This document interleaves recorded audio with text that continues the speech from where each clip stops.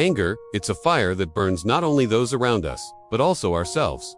It's a storm that clouds the mind, shakes the heart, and destroys peace. Everyone experiences anger, whether it is a passing irritation or a deep resentment, but the question is, how do we deal with it? How do we transform this destructive force into something that brings clarity, compassion, and wisdom? The Buddha, more than 2,500 years ago, gave profound teachings on anger, teachings that modern psychology, neuroscience, and human experience continue to confirm today.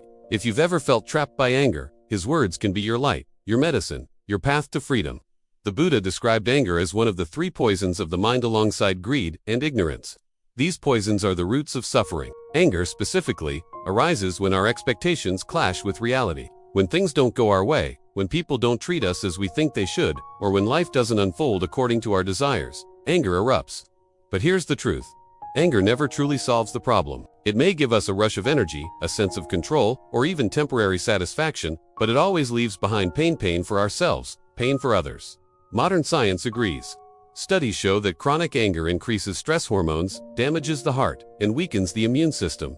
It literally burns us from the inside out. The Buddha saw this long ago, comparing anger to holding a hot coal with the intent of throwing it at someone, yet, in the process, we are the ones who get burned. The first step to dealing with anger is not to suppress it, but to become aware of it.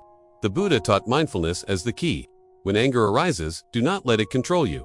Instead, breathe, observe it, name it, say to yourself, this is anger. This is how it feels in my body. This is how it moves in my mind. When you observe anger without judgment, you create a gap between the emotion and your reaction. In that space, you find freedom. Modern neuroscience confirms this. Mindfulness meditation reduces reactivity in the amygdala of the brain's center for fear and anger and strengthens the prefrontal cortex, the seat of wisdom and self-control. So the next time anger begins to rise, pause, breathe deeply, recognize it for what it is. A temporary storm, not your permanent identity. The Buddha gave us a powerful antidote to anger, loving kindness, or metta. This practice is about intentionally cultivating goodwill, compassion, and warmth toward ourselves and others, even those who hurt us. It begins simply. Close your eyes, breathe, and silently repeat phrases like, may I be safe, may I be peaceful, may I live with ease. Then extend it outward, may you be safe, may you be peaceful, may you live with ease. Eventually, you include even the people who trigger your anger. This may feel difficult at first, but with practice, loving kindness softens the heart, dissolves resentment, and transforms the energy of anger into compassion. Science shows that loving kindness meditation increases positive emotions, reduces anger, and strengthens empathy. The Buddha's timeless practice is now a proven method for emotional healing. The Buddha taught that anger often arises from misunderstanding.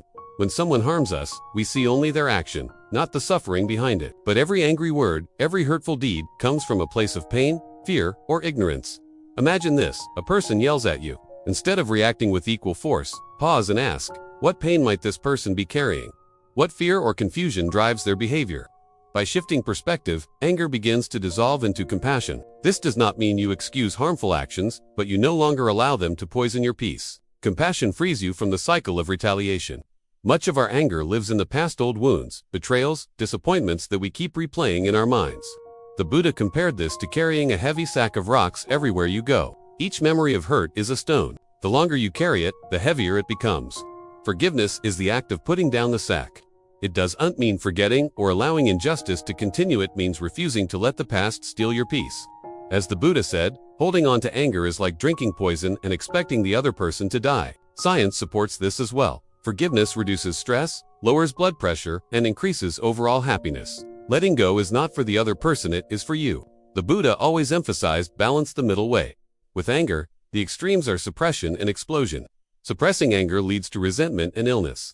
Exploding with anger leads to harm and regret. The middle way is to acknowledge anger, understand it, and skillfully transform it. You neither deny it nor indulge it. You see it clearly, hold it gently, and let it pass like a cloud drifting through the sky.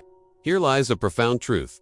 Anger itself can be a teacher. It shows us where we are attached, where we are vulnerable, and where we still need healing. When anger arises, ask yourself, what expectation was I holding? What wound has been touched? By examining anger, you learn about yourself. Each episode of anger can become an opportunity for growth, a mirror reflecting the deeper layers of your heart and mind. The Buddha's wisdom on anger is not about eliminating it completely. That is impossible while we are human. Instead, it is about transforming it. Anger can destroy, but it can also awaken us to compassion, patience, and strength.